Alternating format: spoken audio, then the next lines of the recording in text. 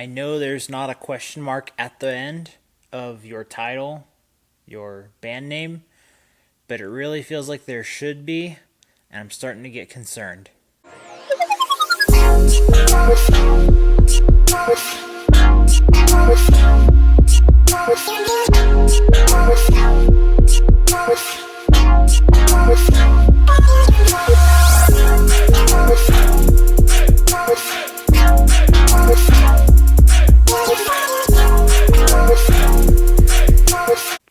Welcome back to Y.E.S, everyone. Today we're talking about The Good Times and the Bad Ones, the second studio album released by Why Don't We? This is a boy band at one point maybe I might have heard of. There's a part of me that wants to say, yes, you've heard of them, but I don't remember what song previously that might have been, or just, happening to go through entertainment news cycles or something like that. This album came out way earlier in the year, and I had postponed it because I didn't have a lot of excitement to review it, but it felt like one of those albums that kinda seems to be getting traction with some people, and I don't really share those sentiments, and I kind of wanted to just talk about it. Where do I stand vocally with this? I re-listened to them recently, and I gotta say, there's not a whole lot there that I feel squeamish about or that I actively don't like, but there were only some moments that really were like, okay, that stands out to me. And everything else was like, well, they're in tune, I guess. The thing I think I'm just not getting a hold of with this album is the overall mood. Not from every song in here. I actually am going to highlight a few songs in here. But the overall mood, I would say, is just not captivating anything really inspiring or anything that maybe I connect on a personal level. So maybe this is a me thing and I'm okay with acknowledging that.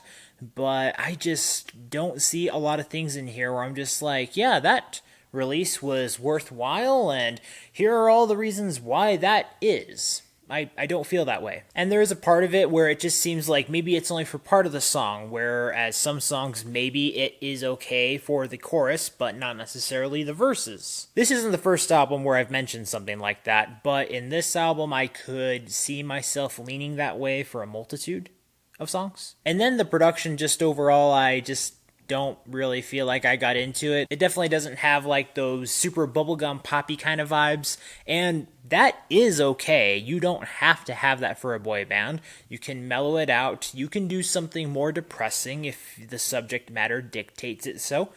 It really depends. But on here, I just felt like we're just going experimental because that's what the kids these days want to hear. Experiments that don't really lead to anything. Again, that might just be me, but I stand by it. Before I go any further, I would like to highlight 3 songs in here that I don't feel like are the greatest things in the world, but there's something that I'm like, I actually would be okay with putting that in a playlist. The first song that I really like, and there's a reason for it, is for the song Slowed Down.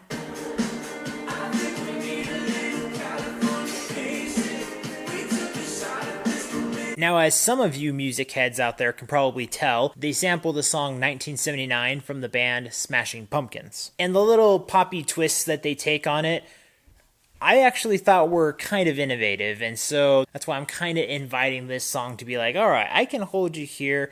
You're like a different remixed version of a song that I like and a lot of other people like.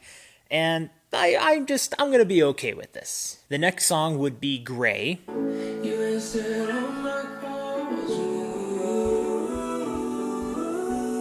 Now, I'll be honest, I did initially think that I would be bored by this song, but the chorus very much changed my mind, and I do think that this song could have benefited from an additional element that would have raised it to an excellent level. But I think for those who give it a shot, I think you'll understand, based on the subject matter and the way that it does change automatically into the chorus, that you'll understand, alright, yep, this is reeling me in and I'm alright with that. And the last song I'll mention is For You.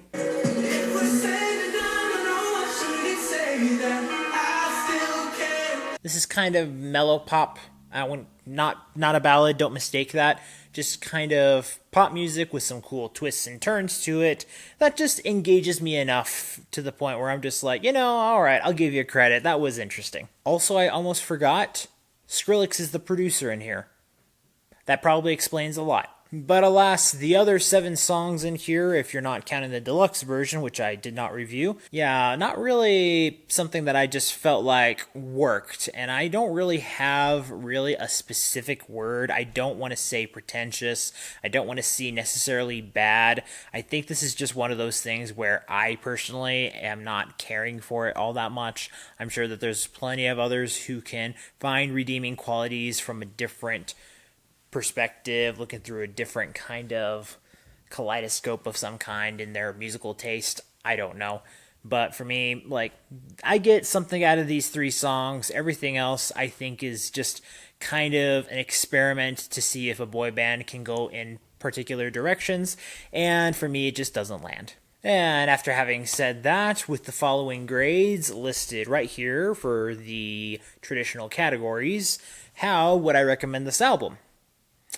I am going to give it an okay. This recommendation could be higher if I felt like I was maybe judging the musicality a little bit differently in a particular kind of light. And I'm not saying that this is the lowest quality type of boy band music. I'm not saying that at all. I'm just saying it's not getting me. And so I have to give it this. It's not a no. But it's nothing higher. I don't have that connection here to be able to tell you, oh yeah, go check it out. I'm like, listen to these songs. If you dig them, cool. If you don't, cool. But that's all I got for you guys today. Thank you so much for watching. Be sure to follow me in my social media links down in the description below. And be sure to follow me. Insert cool graphic call to action graphics here. Give these all a shot and make sure you do these so that you can come back here where you can come discover, promote, and review the best in entertainment, culture, and lifestyle while not forgetting quality, values, and fun. And above all, get that yes in your life. See you next time. I'll be there for you.